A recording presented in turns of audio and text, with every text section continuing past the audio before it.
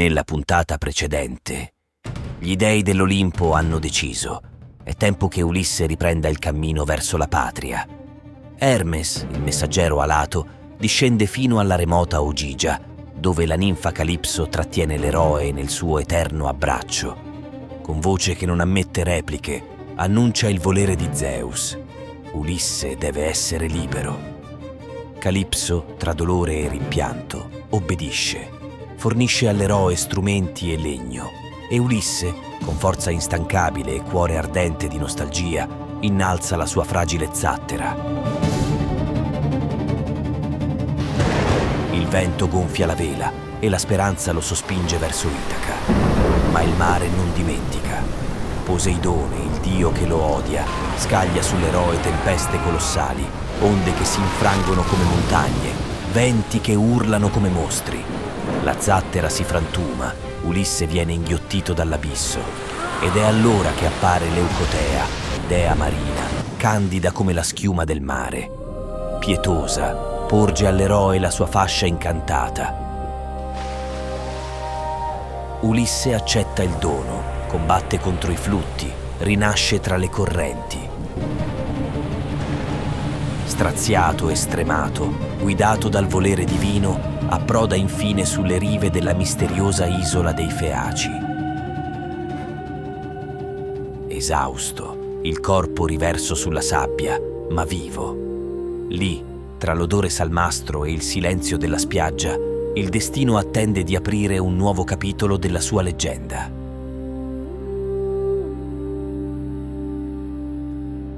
La leggenda si compie ora. Iscriviti subito. Ulisse ha già salpato e chi resta indietro perde la sua storia. E se non hai visto le puntate precedenti, recuperale adesso, perché l'epopea più spettacolare mai raccontata non aspetta nessuno.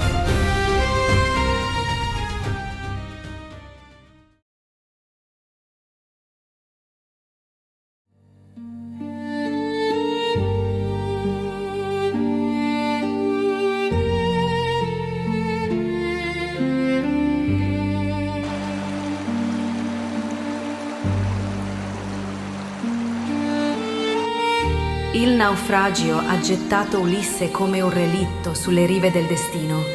Ora giace nel folto del bosco, coperto da foglie e rami come da un sudario di fortuna. Il mare ha inciso il suo corpo con ferite e sale, bruciando la sua pelle come fuoco.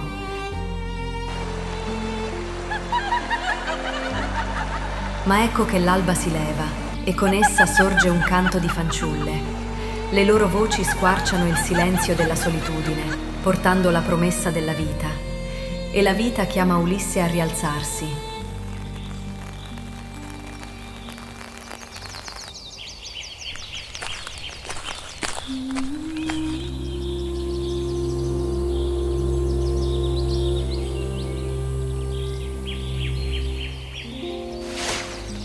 No, aspetta. No.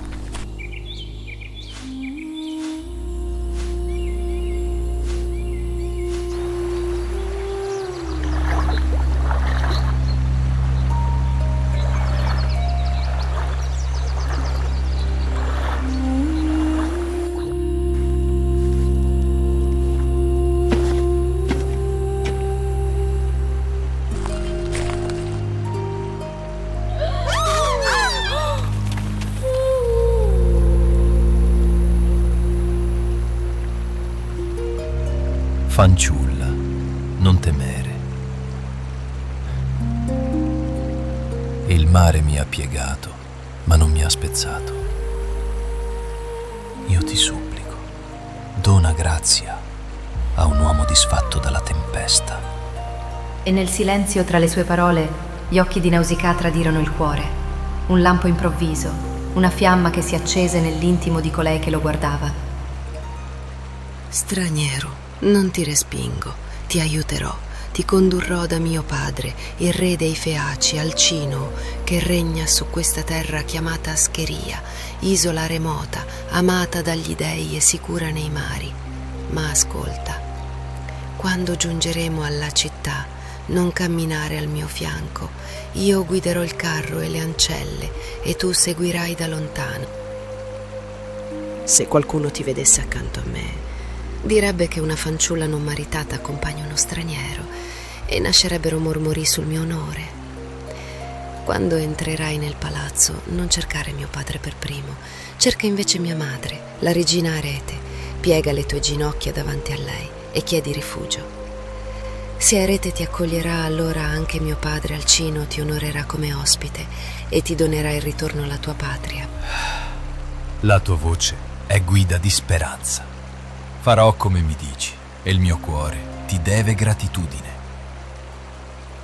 Così la fanciulla ordinò alle ancelle di portare vesti pulite per lo straniero e con passo sicuro si incamminò verso la città. Ma mentre avanzava, il suo pensiero tornava alla notte precedente, quando, nel silenzio del sonno, una figura luminosa le apparve in sogno e le disse di recarsi al fiume. Non era una donna qualunque, ma Atena, la dea dagli occhi lucenti, che aveva guidato i suoi passi per condurre Ulisse al suo destino.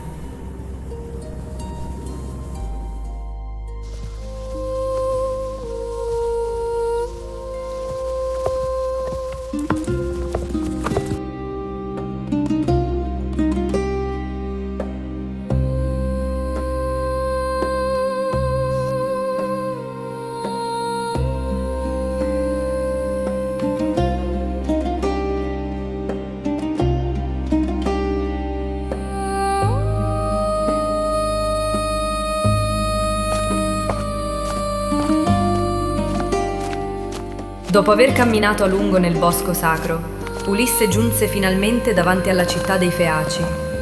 Era la prima volta che posava lo sguardo su quelle mura ciclopiche, sui palazzi splendenti e sul porto colmo di navi.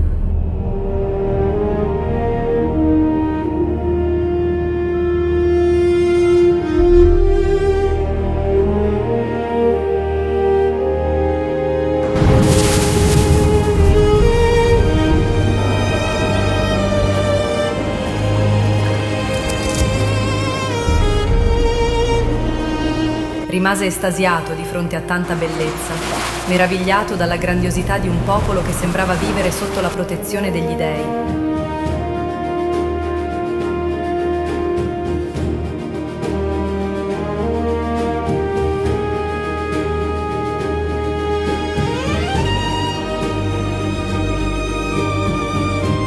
Ma presto si accorse che gli sguardi dei cittadini si posavano su di lui, strani, diffidenti. Ed ecco allora comparire una donna che portava un'anfora sul capo.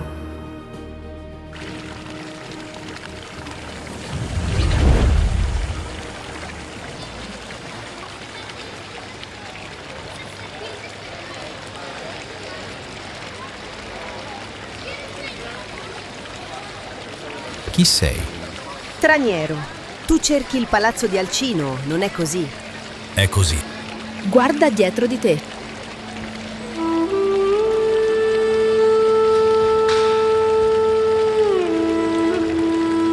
La dea avvolse Ulisse in una nube invisibile, proteggendolo e guidandolo, perché potesse avanzare senza destare sospetto.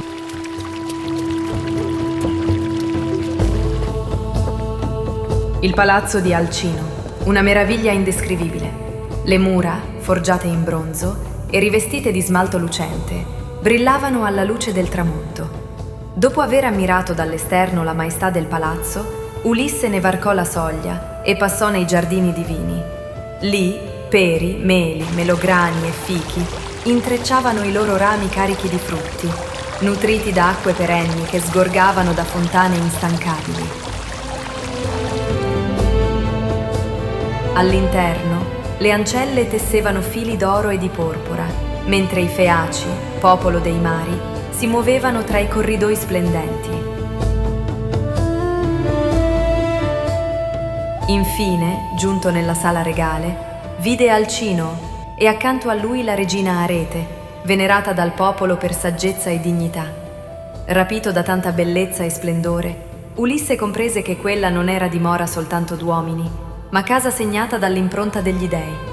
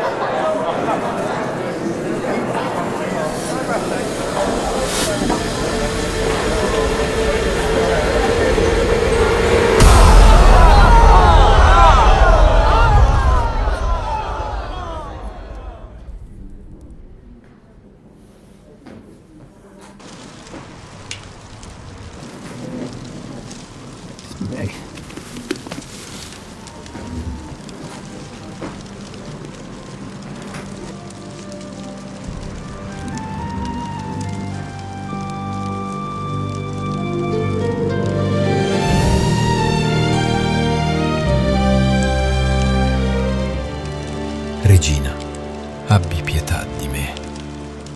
Sono un uomo provato dal mare e davanti a te cerco rifugio. Ospite, non temere. Nessuno tra noi ti farà torto. I Feaci onorano i supplici e chi viene dal mare trova rifugio. Straniero, da dove vengono le vesti che indossi? Io riconosco la mia opera nelle trame e nei fili. Una giovane mi ha soccorso sulle rive, figlia tua. Mi ha dato queste vesti, mostrandomi pietà. Nulla avrei potuto senza di lei.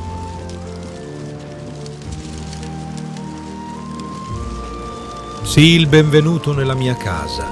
Riposa questa notte. E domani radunerò il popolo.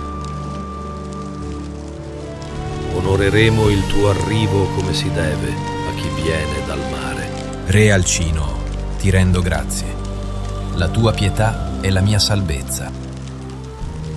Così Ulisse trovò ristoro nella casa di Alcino. Quella notte dormì in pace sotto un tetto amico, mentre pensieri densi di nostalgia lo tormentavano ancora. Onoreremo il tuo arrivo come si deve a chi viene dal mare.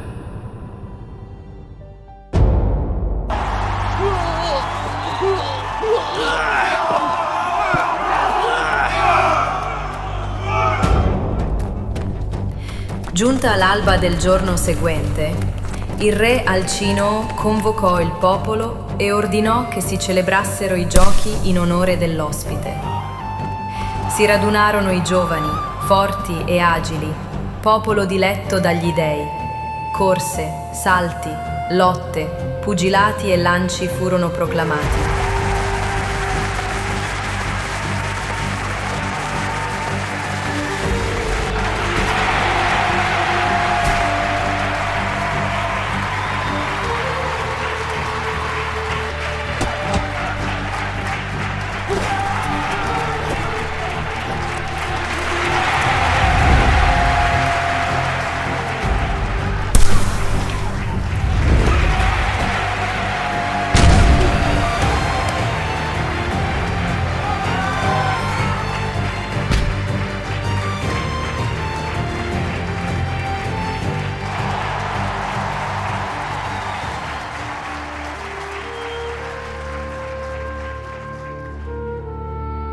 Straniero! Sembri uomo di mercati, non di gare.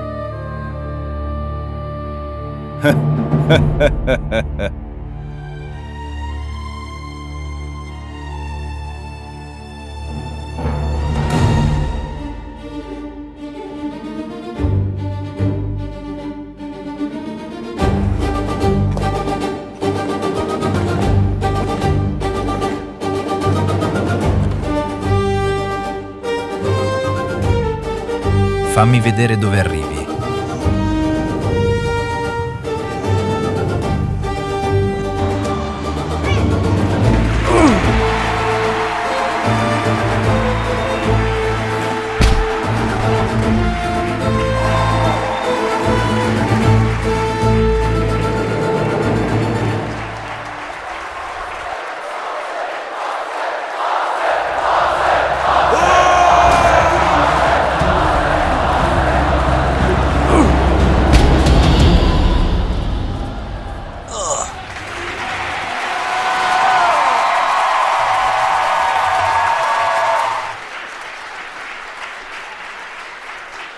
Perdona l'offesa. Ora riconosco la tua forza.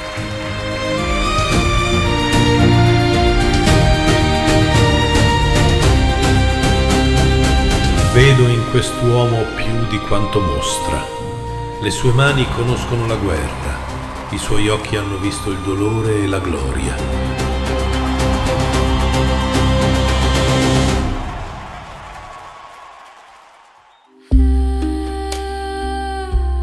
Così i giochi ebbero fine e il clamore del popolo si spense con la luce del giorno. Al calare del sole, il re Alcino guidò il suo popolo nella grande sala del palazzo.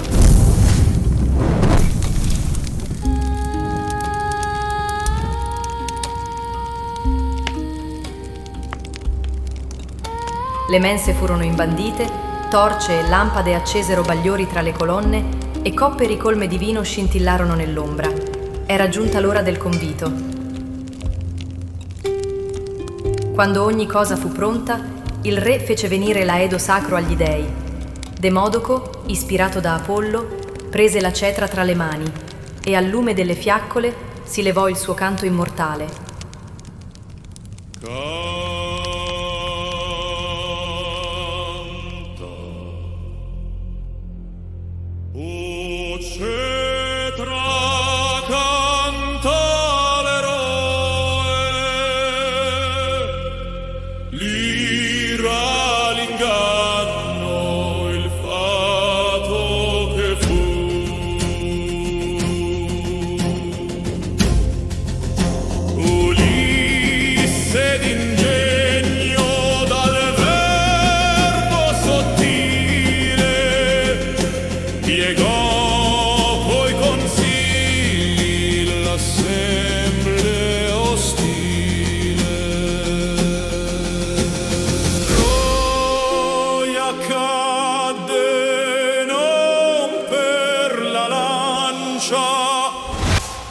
Ma per l'inganno che vinse in bilancia.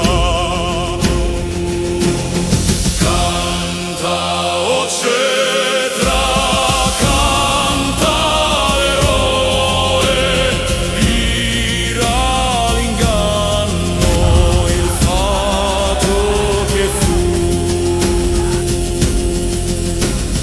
Canta, o cetra,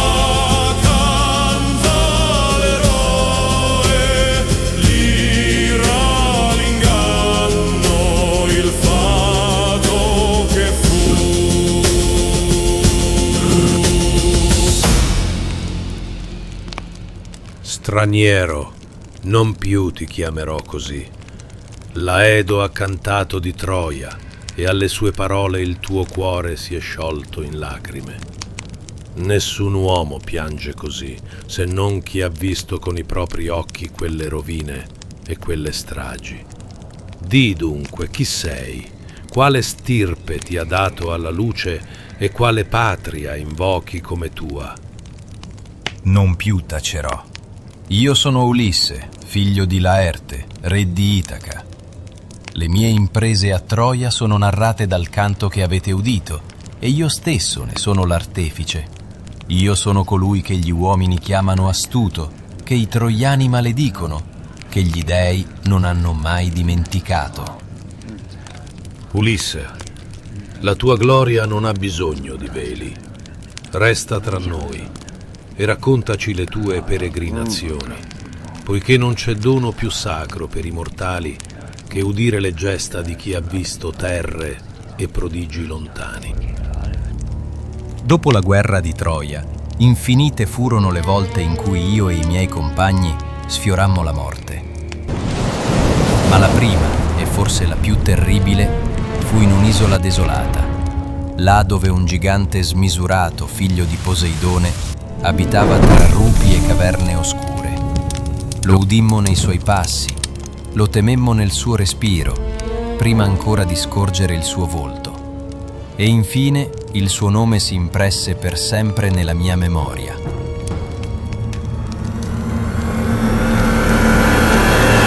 Polifemo. Si alzò tra i danari, contesa mortale, parole di ferro, silenzio nel male. A Zeus dall'alto guardava il destino, a te